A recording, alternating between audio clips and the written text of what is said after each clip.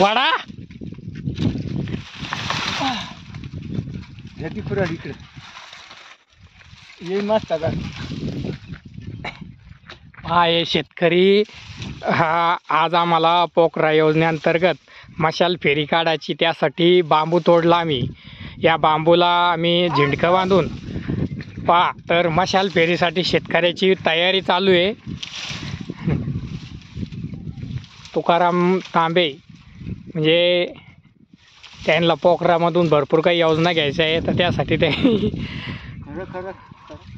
तर ते बांबू तोडण्यासाठी सकाळपासून मला म्हणताय चला शेतात चला शेतात. तर आम्ही बांबू तोडला आता आणि ते ओढत वड्याकडे घेऊन चाललेले. बघा खूप लंबा बांबू आहे, येळू. तर शेतकऱ्यांना आता पोखरा योजनेतून भरपूर काही लाभ घ्यायचा आहे आणि त्यासाठी आज मशाल फेरी काढायची. कोणती फेरी काढणार आहे आपण? मशाल फेरी.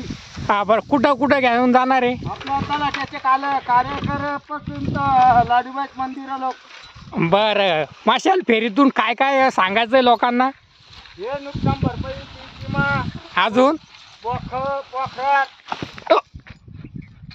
काय काय योजनेचा लाभ घ्यायचा? ठिबक घ्यायचं का तुम्हाला? ठिबक, पाईपलाईन, तार कंपाऊंड वॉल, तार कंपनी वाला. त्यानंतर फळबाग.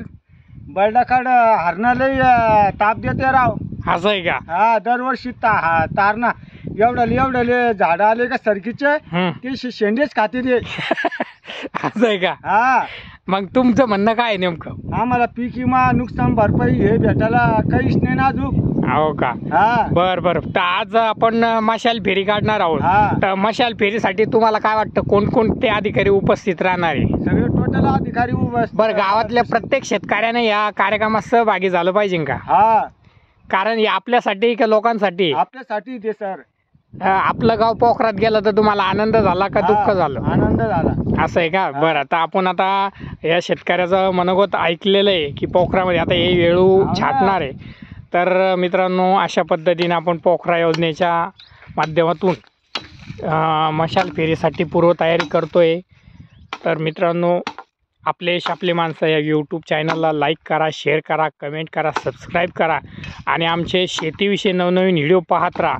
कारण आमचे शेतकरी पुत्र जे आहे तुकाराम तांबे हे शेतीविषयी अतिशय नाळ जोडून आहे आणि त्यांना शेतीशी खूप तळमळ आहे. ते नेहमी शेतीतच वेळ देतात. त्यांच्याकडे हा थोडं अलीकडून घ्या, अलीकडून. हा. तर अशा पद्धतीने ते आता काम करताय. तर हे पण संध्याकाळी उपस्थित राहणार आहे आणि आपणही उपस्थित. नाही ते नाही, ते लावून द्या पुन्हा एकदा.